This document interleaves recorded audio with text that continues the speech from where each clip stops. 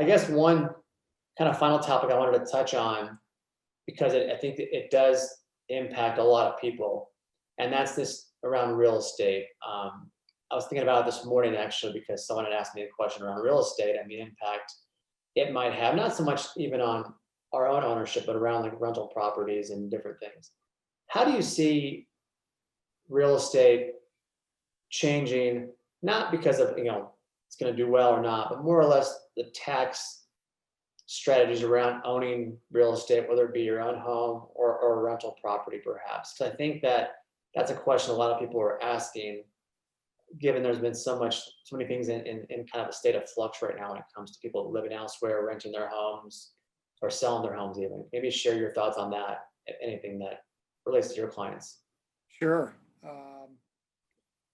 So real estate can be a good tax play. However, real estate by definition is considered a passive activity unless the taxpayer is actively involved. So most people that have a day job and maybe have a rental property or two on the side generally don't qualify as materially participating, let's say. Um, so, from a tax standpoint, I see a lot of clients that will have a rental property. It generates tax losses, but they're not able to claim them because they don't have passive income to free up those losses. Those losses then sit on the shelf until they either sell that property or they generate passive income. Um, Under current law, taxpayers can deduct interest expense on up to two personal homes. They can deduct real estate taxes on any personal real estate that they own. However, the total tax deduction under the new law is capped at $10,000, and that includes both real estate taxes, state income taxes paid, auto registration taxes, and so forth. Um, to go back and touch on your earlier question regarding um, clients thinking about moving to a different location, maybe, a common situation is a vacation home and using a vacation home in the mountains as a primary residence.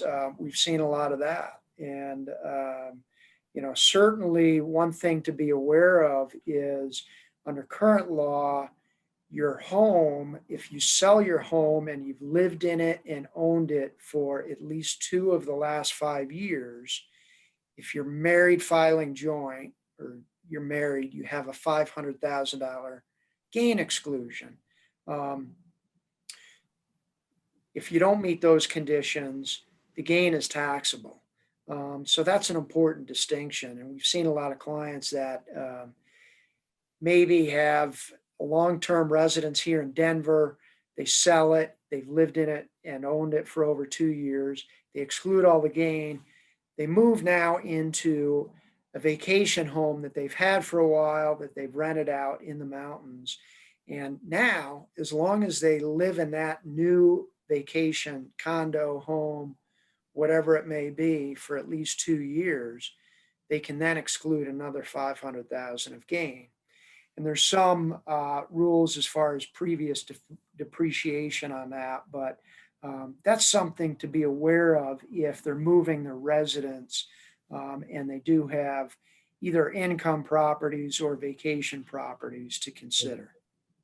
That's a really good point, I think, to wrap up on, because I think a lot of folks who own real estate, whether it's their primary residence, been a second home, a rental, that maybe they're reassuming in the mountains to live in or make it their residence for various reasons, aren't aware of that. And we see some of that in the data, I know, as financial planners, how frequently Americans have moved in the last 10 years than maybe the prior 20 or 30 years, that activity of moving. So those tax rules you highlighted of making sure that it has been a primary residence for that certain time frame to reap the tax benefits is key, because I think sometimes people forget that, depending on where they've lived, where they've shared residences, split time, that may not qualify for those tax benefits and tax breaks. So really great points. Matt Pontiff, Pontiff and Associates, thanks so much for joining. I'm sure that we'll see and get more outcome in the next couple of weeks and months ahead. And so we'll have to have you back and